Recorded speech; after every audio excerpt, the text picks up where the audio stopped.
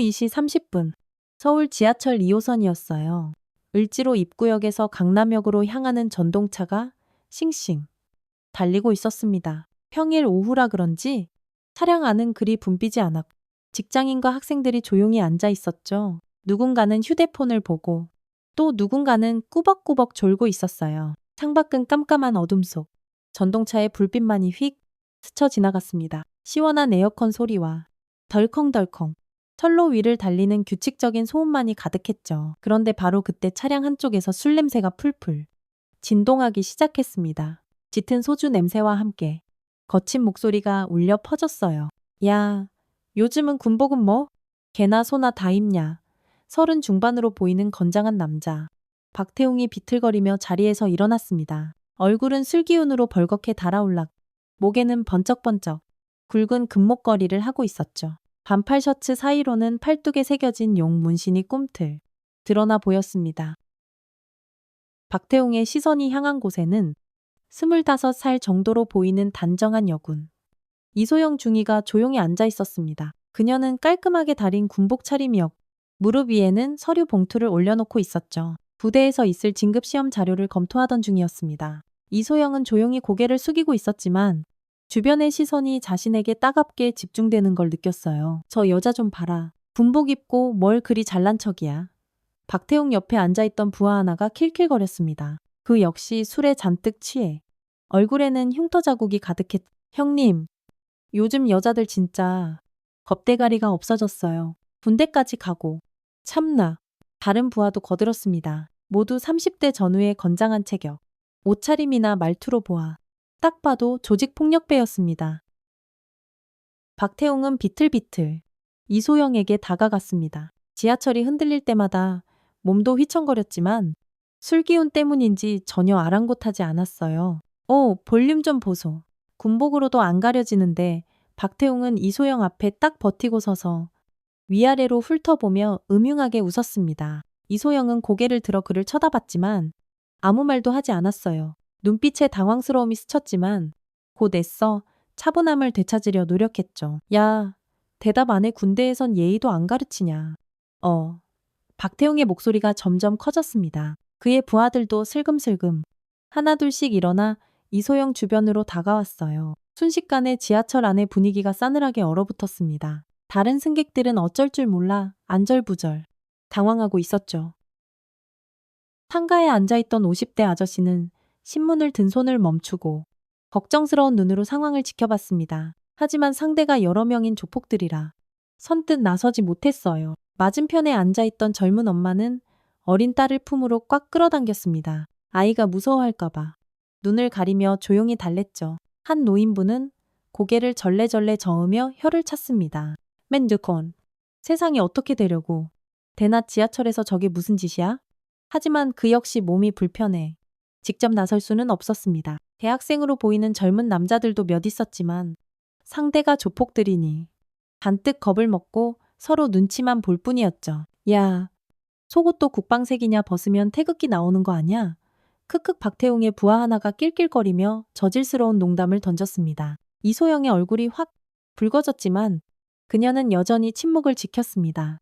야, 입 싹 다물고 있는 거 봐. 군대에서 벙어리 되는 훈련이라도 받았나. 또 다른 부하가 맞장구를 쳤습니다. 목소리는 점점 거칠어지고 말투는 더욱 위협적으로 변해갔죠. 이소영은 속에서 분노가 부글부글 끓어올랐지만 시민들 앞에서 사고를 칠 수는 없다고 생각했습니다. 군인으로서 품위를 지켜야 한다는 신념 때문이었어요. 지하철 안다른 승객들은 모두 숨을 죽이고 이 상황을 지켜보고 있었습니다. 누군가 몰래 휴대폰을 꺼내 신고하려 했지만 뭐하냐. 전화 꺼내 박태웅이 그 승객을 노려보자 겁에 질려 황급히 주머니에 넣었습니다. 분위기는 점점 최악으로 치닫고 있었죠. 박태웅은 이소영 바로 앞에 서서 계속해서 시비를 걸었습니다. 이소영은 군복 윗단추를 조용히 여미며 마침내 입을 열었어요. 그만하시죠. 목소리는 작았지만 아주 단호했습니다. 군인으로서 더 이상은 못 참겠다는 의지가 담겨 있었죠. 박태웅은 이소영의 대답에 오히려 흥미가 동한 듯 낄낄 웃었습니다. 오, 드디어 입을 여셨네. 목소리는 또 왜 이렇게 예쁘셔? 그는 웃으며 이소영의 어깨를 덥석 움켜잡았습니다. 이소영이 몸을 뒤로 빼려 했지만 앉은 자리라 피할 공간이 없었어요. 바로 그 순간 동대문역 사문화공원. 동대문역 사문화공원. 여기입니다. 지하철 문이 스르르 열렸습니다. 평범한 회색 운동복 차림의 50대 여성이 차량 안으로 들어왔어요. 단발머리에 화장기 하나 없는 소탈한 모습이었습니다. 운동화를 신고 손에는 작은 운동 가방을 들고 있었죠. 새로 탄 여성은 잠시 주위를 쓱 둘러봤습니다. 그녀의 시선이 이소영과 조폭들이 있는 곳으로 향했고 순식간에 상황을 파악했습니다. 그녀의 눈빛이 아주 날카로워졌어요. 오랜 경험으로 단련된 직감이 위험을 감지한 겁니다. 그녀는 바로 육군 원스타 사단장 최미경이었습니다. 이 충격적인 상황, 그녀는 어떻게 해결했을까요? 잠시 후 상상조차 못한 반전이 펼쳐집니다. 그 전에 구독과 좋아요 한번 눌러주시면 당신에게도 오늘 행복한 순간이 찾아올 거예요. 지금 어디서 무엇을 하며 듣고 계신지 댓글로도 알려주세요. 박태웅은 여전히 이소영을 괴롭히고 있었어요. 그의 손이 이소영의 어깨를 더욱 세게 움켜쥐었습니다. 군대 가서 뭘 배웠는지 예의라고는 눈꽃만큼도 없고 말이야. 술 냄새가 이소영의 얼굴에 확 끼칠 정도로 가까이 다가왔습니다. 형님, 이런 애들은 아주 제대로 가르쳐줘야 정신 차려요. 문신을 한 부하가 옆에서 거들었습니다. 손가락에는 굵은 반지가 번쩍였죠. 이소영은 점점 더 위험해지는 상황을 직감했습니다. 자신을 방어할 능력은 충분했지만 민간인들이 있는 공공장소에서 함부로 힘을 쓸 수는 없었어요. 그때 최미경이 말없이 통로를 따라 천천히 걸어왔습니다. 걸음걸이는 평범해 보였지만 자세히 보면 균형감이 아주 뛰어났어요. 오랜 군 경험으로 단련된 절도 있는 움직임이었습니다. 지하철이 살짝 흔들렸지만 그녀는 전혀 비틀거리지 않았죠. 손잡이 하나 잡지 않은 채 완벽한 균형을 유지하며 조폭들에게 다가갔습니다. 야, 아가씨, 우리랑 같이 놀자. 군복 입었다고 뭐 대단한 벼슬이라도 되는 줄 알아. 또 다른 부하가 이소영의 반대쪽 어깨에 손을 척 올렸습니다. 이제 이소영은 꼼짝없이 둘러싸인 상황이 되었어요. 승객들은 숨을 죽였습니다. 어떤 할머니는 무서워서 눈을 꼭 감았고 젊은 회사원은 주먹을 꽉 쥐었지만 감히 나서지 못했죠. 최미경이 박태웅 바로 뒤에 서서 낮은 목소리로 말했습니다. 그 손 놓으시죠? 목소리는 낮았지만 마치 얼음처럼 차갑고 강철처럼 단단해서 공기를 단칼에 베는 듯 날카로웠습니다. 지하철 안의 모든 시선이 순식간에 최미경에게로 쏠렸어요. 웬 평범한 중년 여성이 갑자기 나서는 걸 보고 모두가 깜짝 놀랐습니다. 박태웅이 천천히 뒤를 돌아보며 최미경을 위아래로 훑어봤습니다. 운동복 차림의 평범한 아줌마. 뭐야, 아줌마가 뭔데 참견이야. 박태웅의 목소리에는 비웃음이 가득했습니다. 그냥 가던 길 가쇼. 다치기 싫으면. 부하 하나가 주머니에 손을 넣으며 최미경을 위협했습니다. 최미경은 전혀 위축되지 않았어요. 오히려 눈빛이 더욱 차갑게 빛났습니다. 마지막으로 경고하는데 그 손 놓으세요? 최미경의 목소리에는 더 이상 참지 않겠다는 서리빨 같은 의지가 담겨 있었습니다. 그건 명령이었어요. 박태웅이 코웃음을 쳤습니다. 원스타라도 되시나 이 아줌마가 진짜 그는 최미경의 멱살을 잡으려고 거칠게 손을 뻗었습니다. 바로 그 순간 최미경이 번개처럼 움직였습니다. 그녀는 박태웅의 손목을 정확히 낚아챘어요. 그녀의 손가락이 박태웅의 혈자리를 정확히 누르자 박태웅은 순간 손에 힘이 쭉 빠지는 것을 느꼈습니다. 뭐야? 박태웅이 당황했지만 이미 늦었습니다. 최미경은 박태웅의 손목을 잡은 채 유연하면서도 강력하게 몸을 틀었어요. 마치 오랜 세월 연마한 무술 고수처럼 말이죠. 순식간에 박태웅의 거대한 몸이 공중으로 붕 떠올랐습니다. 최미경의 업어치기였습니다. 으악, 박태웅의 비명이 지하철 안에 울려 퍼졌습니다. 엄청난 소리와 함께 박태웅이 지하철 바닥에 그대로 내동댕이 쳐졌습니다. 육중한 몸이 바닥에 부딪히자 지하철 전체가 덜컹 흔들리는 듯했어요. 어머나 승객들이 깜짝 놀라 비명을 지르거나 뒤로 물러났습니다. 박태웅은 좌석 사이 좁은 공간에 끼어 고통으로 얼굴을 일그러뜨린 채 신음만 내뱉고 있었죠. 형님 덩치 큰 부하가 놀라 최미경을 향해 주먹을 날렸습니다. 이 아줌마가 진짜. 하지만 최미경은 이미 예상했다는 듯 가볍게 몸을 숙여 피했어요. 부하의 주먹은 허공만 갈랐죠. 최미경은 몸을 숙인 자세에서 그대로 다리를 걸었습니다. 그녀의 발이 부하의 정강이를 정확히 강타했어요. 아야덩치 큰 부하가 균형을 잃고 휘청거리는 순간 최미경이 일어서며 어깨로 가슴을 툭 밀었습니다. 부하는 그대로 뒤로 넘어져 좌석에 부딪혔죠. 으윽. 덩치 큰 부하는 허리를 부여잡고 일어나지 못했습니다.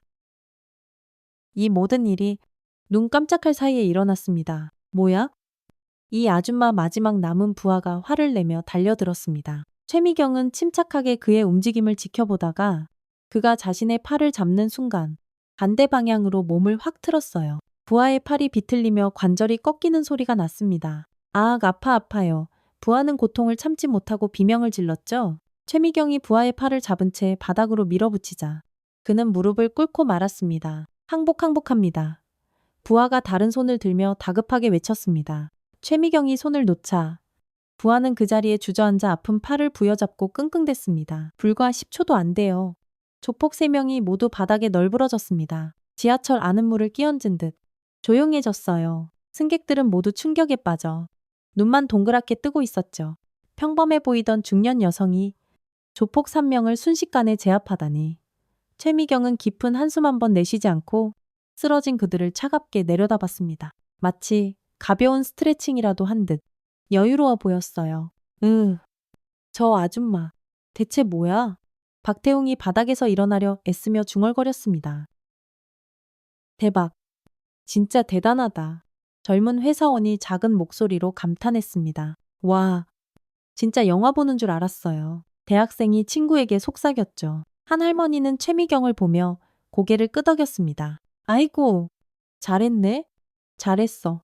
저런 나쁜 놈들은 혼쭐이 나야 해. 그때 기관사가 상황을 파악하고 급히 전동차를 정차시켰습니다. 다음 역인 동대문역사 문화공원역에 도착하자 문이 열렸어요. 지금 즉시 경찰에 신고하겠습니다. 기관사의 안내 방송이 흘러나왔습니다. 상황이 심각해진 걸 깨달은 박태웅이 소리쳤어요. 야 튀어. 형님 팔이 아파서 못 움직이겠어요? 빨리 일어나. 이 새끼야 3명은 서로를 부축하며 비틀비틀 지하철에서 내렸습니다. 저 아줌마 뭐냐. 무술 고수야 형님. 괜찮으세요? 닥치고 빨리 가자. 조폭들의 목소리가 플랫폼 저편으로 점점 멀어져 갔습니다. 지하철 문이 닫히고 차량 안은 다시 조용해졌지만 승객들의 마음은 여전히 흥분으로 술렁이고 있었죠. 최미경이 이소영에게 다가갔습니다. 그녀의 표정은 언제 그랬냐는 듯 다시 부드러워져 있었어요. 괜찮으신가요? 목소리는 따뜻하면서도 걱정이 가득했습니다. 아까의 그 얼음장 같던 목소리와는 완전히 달랐죠? 이소영은 천천히 고개를 들어 최미경을 바라봤습니다. 눈에는 감사함이 가득했어요. 네. 감사합니다. 정말 고맙습니다. 이소영의 목소리가 살짝 떨렸습니다. 최미경은 이소영의 군복을 자세히 보더니 물었습니다. 군인이시군요. 어느 부대 소속입니까? 육군 7사단 정보대대입니다. 이소영이 정중하게 대답했습니다. 바로 그 순간 이소영의 눈이 번쩍 뜨였습니다. 최미경의 자세와 말투, 그리고 방금 보여준 엄청난 실력. 뭔가 직감이 스쳤습니다. 혹시 장교이십니까? 이소영이 조심스럽게 물었습니다. 최미경은 희미하게 미소를 지었습니다. 왜 그렇게 생각하죠? 자세와 말투, 그리고 방금 보여주신 실력이 보통이 아니셔서. 이소영은 말을 잇지 못했지만 직감은 확신으로 바뀌고 있었어요. 최미경이 고개를 끄덕였습니다. 맞습니다. 저도 군인입니다. 그 순간 이소영이 벌떡 일어나 자세를 바로 하고 정중하게 경례를 올렸습니다. 사단장님 목소리에는 놀라움과 존경이 가득했습니다. 지하철 안승객들이 웅성거리기 시작했어요. 뭐 사단장이라고 어머나, 진짜 군인이었어. 그것도 엄청 높은 분. 최미경이 자연스럽게 경례를 받아주었습니다. 수고하고 있습니다. 이중희. 목소리에는 후배를 아끼는 따뜻함이 담겨 있었죠. 이소영은 감격스러운 표정을 감추지 못했습니다. 육군 최초의 여성 원스타. 최미경 사단장을 이런 곳에서 직접 만나다니, 사단장님을 이런 곳에서 뵙게 되다니. 정말 영광입니다. 영광은 무슨? 우연히 지나가다 도움이 된 것 같아 다행입니다.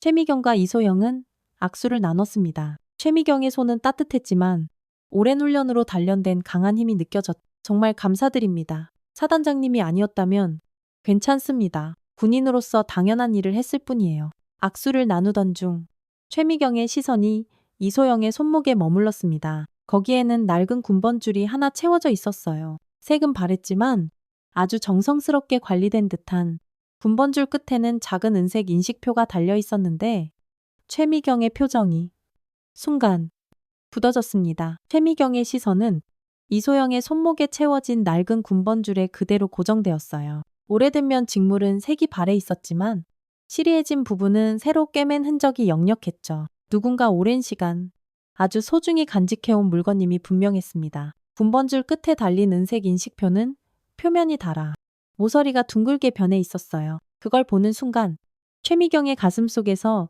무언가 쿵 하고 내려앉는 것 같았습니다. 지하철이 덜컹거리며 다음 역으로 향했지만 최미경의 시선은 군번줄에서 떠나지 않았어요. 주변의 웅성거림도 터널의 소음도 아무것도 들리지 않았습니다. 마음속 깊은 곳, 먼지 쌓인 기억의 서랍이 아주 천천히 열리고 있었습니다. 이소영은 최미경의 표정이 점점 심각해지는 것을 보고 당황하며 자신의 손목을 내려다봤습니다. 늘 차고 다니던 군번줄인데 혹시 무슨 문제라도 있는 걸? 사단장님, 혹시 제 군번줄이 이상합니까?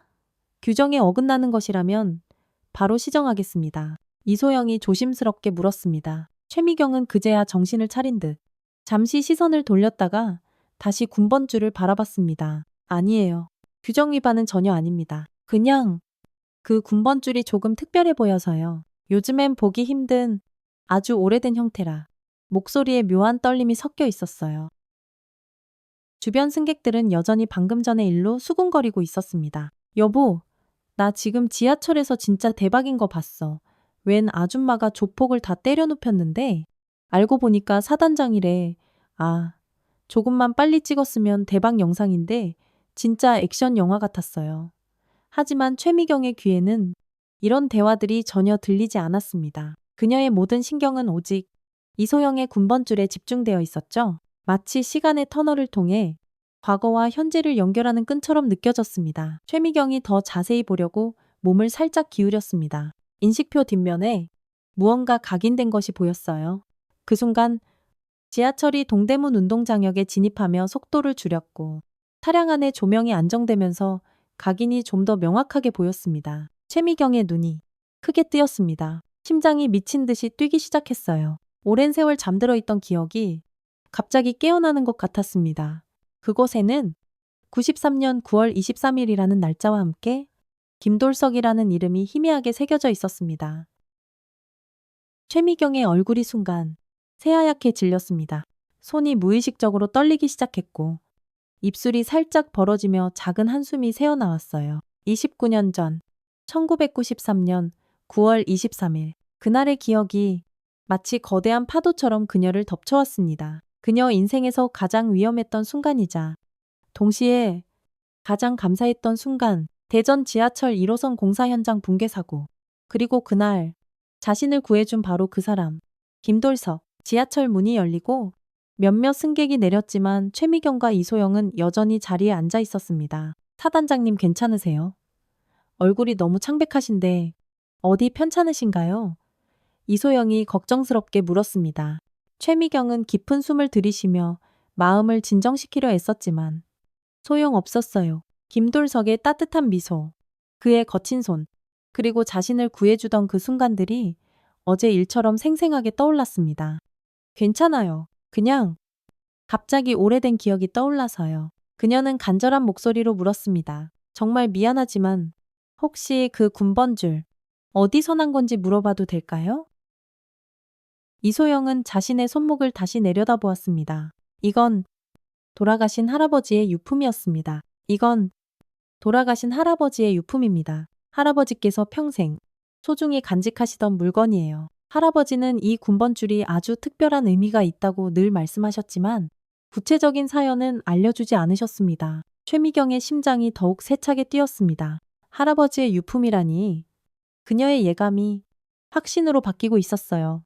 할아버지께서는 어떤 분이셨나요? 혹시 어떤 일을 하셨는지 최미경이 떨리는 목소리로 물었습니다. 이소영은 잠시 생각에 잠겼습니다. 할아버지, 김돌석. 평생을 건설 현장에서 일한 성실한 노동자. 할아버지는 건설 회사에서 일하셨어요.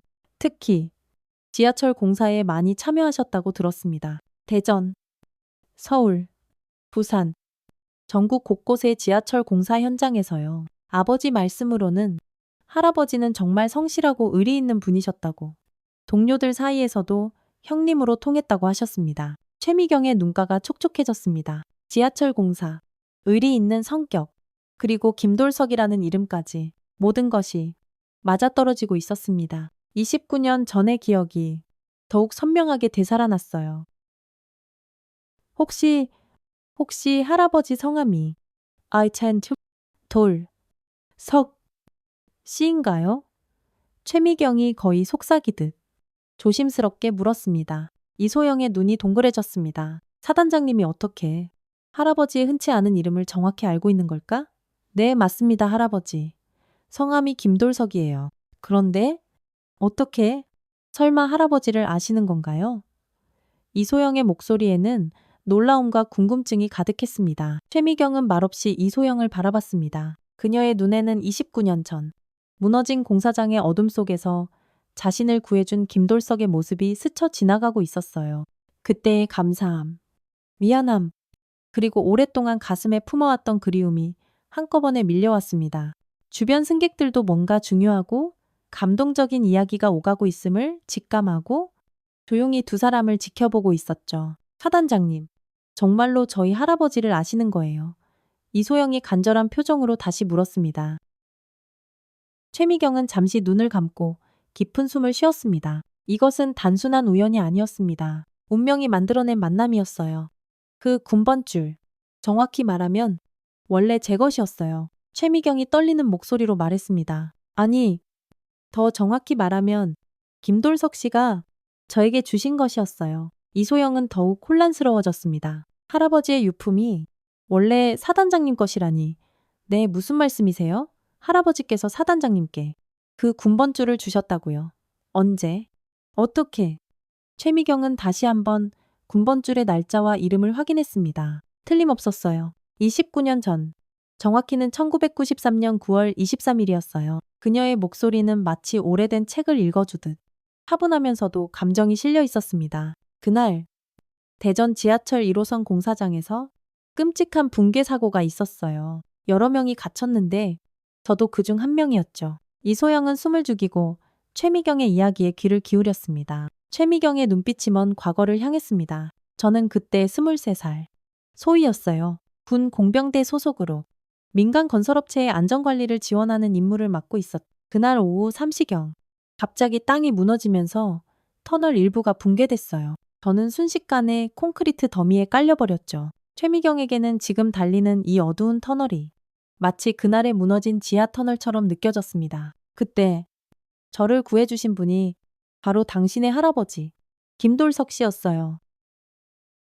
최미경은 천천히 29년 전 그날의 기억 속으로 빠져들었습니다. 1993년 9월 23일 대전. 그날은 가을비가 부슬부슬 내리고 있었어요. 지하 15m 깊이의 거대한 터널을 뚫는 작업이 한창이었죠. 당시 23살이었던 최미경 소희는 사관학교를 우수한 성적으로 졸업하고 공병대에서도 실력을 인정받는 젊은 장교였습니다. 책임감이 강하고 꼼꼼한 성격 탓에 매일 새벽같이 현장에 나와 안전점검을 하는 것이 그녀의 일과였죠. 오늘도 집안 상태 확인부터 시작하자 최미경은 군인으로서 국민의 안전을 지킨다는 사명감에 불타고 있었습니다. 김돌석 씨는 그 현장에서 20년 넘게 일한 베테랑 작업반장이었습니다. 45세 그는 거친 손과 깊은 주름 속에 따뜻한 마음을 가진 동료들 사이에서 믿음직한 형님이었죠. 특히 그는 현장에서 일하는 젊은이들을 볼 때마다 부산에 있는 20살 딸 지원이를 떠올리곤 했습니다. 젊은 사람들이 다치면 안 되지. 우리 지원이 또래인데. 그는 젊은 여성 장교인 최미경을 늘 딸처럼 챙겨주었습니다. 소희님, 그쪽 구역은 어제 비가 와서 위험해요. 혼자 들어가지 마시고 꼭 저희랑 같이 가세요. 고맙습니다. 김 반장님, 늘 신경 써주셔서 정말 감사해요. 최미경 역시 김돌석의 배려에 늘 고마움을 느꼈습니다. 그는 최미경의 전문성을 인정해 주었고 그녀가 안전하게 임무를 수행할 수 있도록 늘 든든한 버팀목이 되어 주었죠. 소희님 같은 분이 우리나라를 지켜주시니 정말 든든합니다. 저희 딸도 소희님처럼 훌륭한 사람이 되면 좋겠어요. 김돌석이 미소를 지으며 말하면 따님 자랑이 대단하시네요. 어떤 분인지 정말 궁금해요. 최미경도 웃으며 화답하곤 했습니다. 그렇게 두 사람은 계급과 나이를 넘어 서로를 존중하며 좋은 관계를 유지하고 있었어요. 사고 당일 아침, 김돌석은 평소보다 일찍 현장에 나왔습니다. 밤새 내린 비 때문에 현장 상태를 꼼꼼히 확인해야 했죠. 최미경 역시 비 때문에 현장 상태가 걱정되어 일찍 도착했습니다. 그녀는 지질조사 장비로 터널 곳곳을 확인했고 몇 군데 지반이 약해진 곳을 발견했습니다. 반장님, 이 부분들은 오늘 작업을 피하는 게 좋겠습니다. 네. 소희님, 안전이 최우선이죠. 김돌석은 그녀의 판단에 동의했습니다. 오후 2시 30분, 터널 가장 깊숙한 곳에서 지질 상태를 점검하던 최미경, 그리고 그녀가 혼자 있는 것을 불안하게 지켜보던 김돌석. 바로 그때였습니다. 톡! 톡! 작은 돌멩이가 떨어지는 소리가 들리기 시작했어요. 소리는 점점 커져 딱! 딱 하더니 이내 우르르 하는 소리로 변했습니다. 20년 넘는 현장 경험으로 김돌석은 즉시 위험을 감지했습니다. 집안 붕괴의 전조 증상이었어요. 안 돼? 소희님이 위험해 김돌석이 급하게 외쳤지만 이미 늦었습니다. 오후 3시 정각, 콰르르릉 천장이 거대한 굉음과 함께 무너져 내렸습니다. 수톤의 흙더미와 콘크리트 덩어리가 순식간에 터널을 덮쳤어요. 현장은 비명과 먼지로 뒤덮인 아수라장이 되었습니다. 최미경은 순간적으로 몸을 피했지만 거대한 콘크리트 잔해 하나가 그녀의 왼쪽 다리를 덮쳤습니다.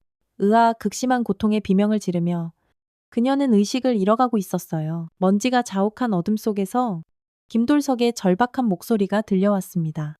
소희님 어디 계세요? 그는 자신의 안전도 잊은 채 자네를 해치며 최미경에게 달려갔습니다. 김 반장님, 다리가 끼었어요. 최미경은 고통 속에서 간신히 대답했습니다. 김돌석은 주변에 있던 철근 파이프를 지렛대 삼아 혼자서는 들기 힘든 콘크리트 덩어리를 들어 올리기 시작했습니다. 으라차 얼굴이 시뻘겋게 달아오르고 목에 핏대가 설 정도로 온 힘을 다했습니다. 드디어 콘크리트가 들리는 틈을 타 최미경은 간신히 다리를 빼낼 수 있었어요. 김돌석은 자신의 작업복을 찢어 최미경의 상처를 지혈하고 나무 판자로 부목을 대주었습니다. 마치 자신의 딸을 돌보는 아버지처럼 정성스럽고 세심했죠. 조금만 참으세요. 곧 구조대가 올 겁니다. 무너진 잔해 때문에 구조는 늦어졌고 둘은 어둠 속에서 서로를 의지하며 몇 시간을 버텼습니다. 김돌석은 그녀가 의식을 잃지 않도록 계속해서 말을 걸어주었어요.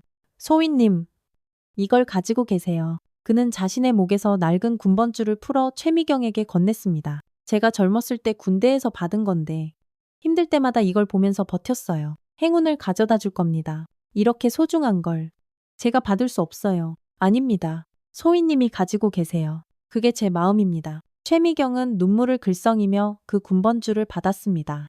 김돌석의 따뜻한 마음이 그녀의 가슴 깊이 전해졌습니다. 저녁 7시가 넘어서야 두 사람은 무사히 구조되었습니다. 최미경은 병원으로 이송되었고 김돌석은 매일같이 병문안을 와 그녀를 돌봐주었죠. 퇴원 후 최미경은 군번줄을 돌려주려 했지만 김돌석은 끝내받지 않았습니다. 소희님 같은 분이 우리나라를 지켜주시는데 이게 제가 할 수 있는 보답입니다. 언젠가 이 군번줄이 또 다른 좋은 일에 쓰일 것 같은 예감이 드네요. 그 후 최미경은 그 군번줄을 생명의 은인이 준 부적처럼 소중히 간직했습니다. 하지만 2년 뒤 그녀가 동티모르로 해외 파병을 가게 되면서 두 사람의 인연은 끊어지고 말았어요. 파병 준비를 하던 중 이삿짐을 정리하는 과정에서 그만 군번줄을 잃어버리고 만 것입니다. 그녀는 너무나 죄송한 마음에 김돌석에게 사실을 알리지도 못한 채 한국을 떠나야 했습니다. 그리고 1년 뒤 임무를 마치고 돌아왔을 때 김돌석 씨는 이미 고향으로 떠난 후였고 그렇게 29년이라는 세월이 흘러버린 것이었습니다. 최미경은 29년 전의 기억을 모두 털어놓은 후 깊은 한숨을 내쉬었습니다. 지하철 안은 감동으로 숙연해져 있었죠. 어떤 할머니는 손수건으로 눈물을 닦고 있었습니다. 정말 믿기지 않는 이야기네요. 이소영의 목소리가 감격으로 떨렸습니다. 자신의 손목에 채워진 이 작은 군번줄 하나에 이렇게 깊고 놀라운 인연이 담겨 있었다니. 최미경은 이소영의 손을 부드럽게 잡았습니다. 이소영 중이 정말 고마워요. 덕분에 김돌석 씨와의 소중한 기억을 다시 떠올릴 수 있었어요. 그리고 그분의 손녀를 이렇게 만나게 되어서 정말 기쁩니다. 사단장님 덕분에 저희 할아버지가 얼마나 훌륭한 분이셨는지 알게 되었어요. 늘 자상한 할아버지로만 기억했는데 이런 영웅 같은 일을 하신 줄은 정말 몰랐어요. 이소영도 감동하며 말했습니다. 최미경이 조심스럽게 제안했어요.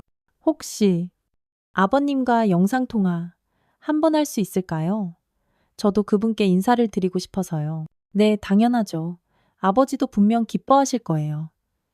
이소영이 밝게 웃으며 아버지에게 영상통화를 걸었습니다. 곧 화면에 50대 초반의 온화한 인상을 가진 남성의 얼굴이 나타났습니다. 대전소방서에서 근무하는 이소영의 아버지 김정수 씨였죠? 소영아, 무슨 일이야? 지하철에서 웬일로 아버지 정말 놀라운 일이 일어났어요. 이분이 절 도와주셨는데 육군 원스타 사단장님이세요? 최미경이 화면을 보는 순간 숨을 멈췄습니다. 29년 전 어렴풋이 기억나는 그 어린 소년의 모습이 중년 남성의 얼굴 위로 선명하게 겹쳐졌습니다. 김돌석 씨의 눈매와 코를 그대로 닮아 있었어요. 안녕하세요? 정수 씨? 맞으시죠? 최미경이 떨리는 목소리로 묻자 김정수는 자신의 이름을 아는 낯선 여성을 보며 의아해했습니다. 네, 맞습니다만 저를 어떻게? 혹시 아버님이 김돌석 씨가 맞으신가요? 김정수의 눈이 크게 떠졌습니다. 돌아가신 아버지의 이름을 정확히 아는 이 여성은 대체 누구일까? 네, 맞습니다. 제 아버지가 김돌석입니다만 어떻게 아버지를? 최미경의 눈가에 눈물이 맺혔습니다. 저는 최미경입니다. 29년 전 대전 지하철 공사장 사고 때 아버님이 구해주신 그 최미경 소위입니다. 최미경은 목이 메어 말을 잇지 못했습니다. 김정수의 얼굴에 충격과 기쁨, 그리고 그리움이 동시에 떠올랐습니다. 아버지가 평생을 그리워하고 찾고 싶어 했던 바로 그분 정말 최미경 소위님이십니까? 김정수의 목소리에도 감격이 가득했습니다. 정수 씨, 아버님은 어떻게 지내고 계세요? 최미경이 조심스럽게 묻자 김정수의 얼굴이 잠시 어두워졌습니다. 아버지는 2년 전에 돌아가셨어요. 최미경의 얼굴이 하얗게 굳었습니다. 그렇게나 다시 만나 감사 인사를 드리고 싶었는데 그렇군요. 제가 너무 늦었네요. 진폐증 때문이었나요? 네. 오랜 현장 일로 얻으신 진폐증과 관절염이 악화되셔서 최미경은 자신을 구해준 은인에게 제대로 보답도 못했다는 죄책감에 고개를 떨궜습니다. 아닙니다. 사단장님, 아버지께서 마지막까지 사단장님을 정말 그리워하셨어요. 그리고 언젠가 꼭 다시 만날 거라고 믿고 계셨습니다. 김정수가 위로하며 말했습니다. 그리고 중요한 이야기를 꺼냈어요. 사단장님, 사실 아버지께서 임종 직전에 사단장님과 관련된 말씀을 남기셨습니다. 무슨 말씀을 하셨나요? 김정수는 잠시 숨을 고른 뒤 천천히 말했습니다. 아버지께서 사실 그 군번줄이 우리 집에 다시 돌아온 데에는 특별한 사연이 있다고 하셨어요. 네, 사단장님께서 해외 파견을 가시기 전 이삿짐을 정리하시다 떨어뜨린 군번줄을 아버지가 우연히 발견해서 주우셨다고 합니다. 최미경의 눈이 커졌습니다. 잃어버렸다고 생각했던 군번줄이 사실은 김돌석 씨에게 다시 돌아갔었다니 아버지께서는 그걸 돌려드리려 했지만 이미 출국하신 후라 언젠가 다시 만날 날을 기다리며 평생 소중히 보관하고 계셨던 겁니다. 최미경은 김돌석 씨가 그렇게 오랫동안 자신을 기다렸다는 사실에 가슴이 미어졌습니다. 그리고 아버지께서 마지막에 이런 말씀을 하셨어요. 정수야, 그 군번줄은 단순한 물건이 아니라 사람과 사람을 이어주는 끈이다. 우리 가족이 받은 은혜를 다시 갚을 기회가 반드시 올 것이다. 그때는 네가 그분을 꼭 도와드려라. 라고요. 이소영도 이제야 할아버지가 왜 그토록 이 군번줄을 소중히 여기라고 하셨는지 그 깊은 뜻을 알게 되었습니다. 김정수가 중요한 제안을 했습니다. 사단장님, 혹시 괜찮으시다면 내일 저희 집으로 와주시겠습니까? 아버지가 남기신 것들이 있습니다. 그리고 아버지의 마지막 소원도 들어주셨으면 해서요. 네, 꼭 가겠습니다. 다음 날 오후, 최미경과 이소영은 대전에 있는 김정수의 집을 찾아갔습니다. 거실 테이블 위에는 낡은 앨범과 일기장, 그리고 작은 나무 상자가 놓여 있었습니다. 김정수는 먼저 앨범을 펼쳐 김돌석의 젊은 시절부터 가족과의 단란한 모습까지 그의 성실했던 삶의 흔적들을 보여주었습니다. 그리고 김돌석의 일기장을 꺼내 1993년 9월 23일의 기록을 천천히 읽어내려갔습니다. 오늘 젊은 여군을 구했다. 그녀가 무사히 회복되어 나중에 큰 사람이 되어 나라를 위해 좋은 일을 많이 했으면 좋겠다.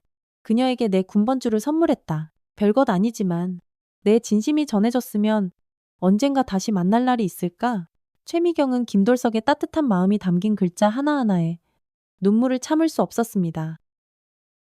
마지막으로 김정수가 나무 상자에서 편지 한 통을 꺼내 건넸습니다. 아버지께서 마지막에 쓰신 편지입니다. 혹시 사단장님을 만나게 되면 꼭 전해드리라고 하셨어요. 봉투에는 최미경 소위님께라고 정성스럽게 쓰여 있었습니다. 소위님께 오랜 시간이 흘렀지만 항상 소위님의 안녕을 빌고 있었습니다. 소위님께서 높은 자리에 오르셔서 나라를 위해 큰일을 하고 계신다는 소식을 들었습니다. 정말 자랑스럽고 기쁩니다. 저는 이제 곧 먼 길을 떠나지만 소희님과의 인연은 제 인생의 가장 소중한 기억으로 남을 겁니다. 부디 건강하시고 앞으로도 많은 사람들에게 희망이 되어주세요. 그리고 저희 가족들을 잘 부탁드립니다. 김돌석 올림. 최미경은 편지를 다 읽고 한동안 말을 잇지 못했습니다. 정말 훌륭한 분이셨어요. 제가 지금까지 올 수 있었던 것도 다 김돌석 씨 덕분입니다. 최미경이 눈물을 흘리며 말했습니다. 그날 김정수의 가족과 함께 따뜻한 식사를 나누던 중 최미경이 제안했습니다. 김돌석 씨의 정신을 이어받아 우리 함께 다른 사람들을 돕는 봉사활동을 해보는 건 어떨까요? 그거 정말 좋은 생각입니다. 아버지께서도 분명 기뻐하실 거예요. 그날부터 최미경, 김정수, 이소영은 정기적으로 만나 다양한 봉사활동을 시작했습니다. 한 달 후, 원스타 사단장과 소방관, 젊은 여군이 함께하는 봉사활동은 언론에 알려지며 큰 화제가 되었죠. 김돌석의 감동적인 사연이 알려지면서 봉사활동에 동참하는 시민들도 점점 늘어났습니다. 반년 후, 그들은 김돌석 봉사단이라는 이름으로 정식 단체를 만들었습니다.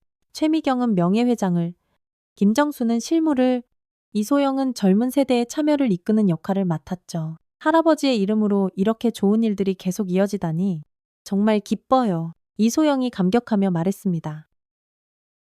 1년 후, 김돌석 봉사단은 전국적인 조직으로 성장했습니다. 한 사람의 작은 선행이 만들어낸 변화의 물결이 온 나라에 퍼져나간 것입니다. 어느 날, 최미경은 김돌석의 묘소를 찾았습니다. 묘비에는 성실한 삶, 따뜻한 마음이라는 글귀가 새겨져 있었죠. 그녀는 묘 앞에 무릎을 꿇고 마음속으로 깊은 감사를 전했습니다.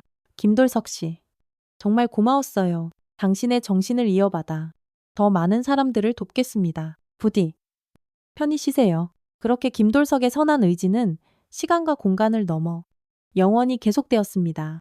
한 사람의 작은 친절이 만들어낸 기적.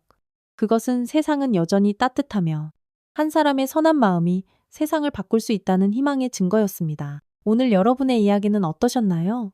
한 여군 장교의 용기와 29년을 뛰어넘은 감동적인 인연 이야기. 정말 영화 같지 않았나요?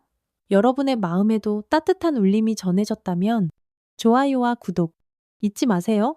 여러분의 하루에도 최미경 사단장님처럼 용기 있는 순간, 그리고 김돌석 씨처럼 따뜻한 인연이 찾아오기를 바랍니다. 다음 이야기에서 또 만나요.